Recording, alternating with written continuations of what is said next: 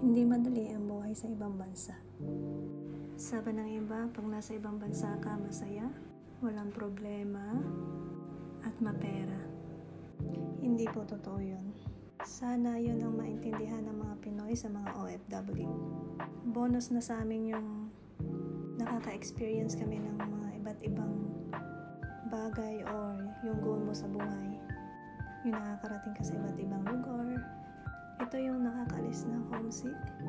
Ito yung aming stress reliever. Para sa atin, dapat maging buo ang loob mo, malakas ang loob mo sa lahat.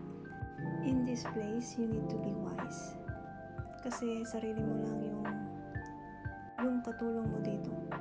You're lucky kung makakatagpo ka ng totoong mga kaibigan. Marami akong natutunan in this past 2023. Sacrifices, lesson learned, na kailangan mo talaga malakas yung loob mo dito sa ibang bansa. Pero hindi ako nagpatalo. Itong mga taong to at may mga iba pa na handang tumulong sa akin, handang damayan ako. Kaya maraming salamat sa lahat ng taong nasa tabi ko lagi.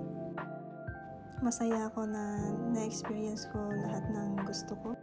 Yung pangarap ko sa pamilya ko, nakakatulong ako sa pamilya ko. But it's really hard to be independent.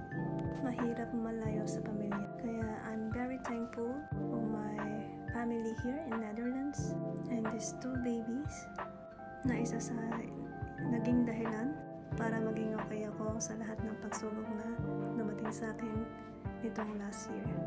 Kailangan mo maging independent, madiskarte, and huwag nating kakalimutan si Lord. Siya lahat ang gagabay sa iyo.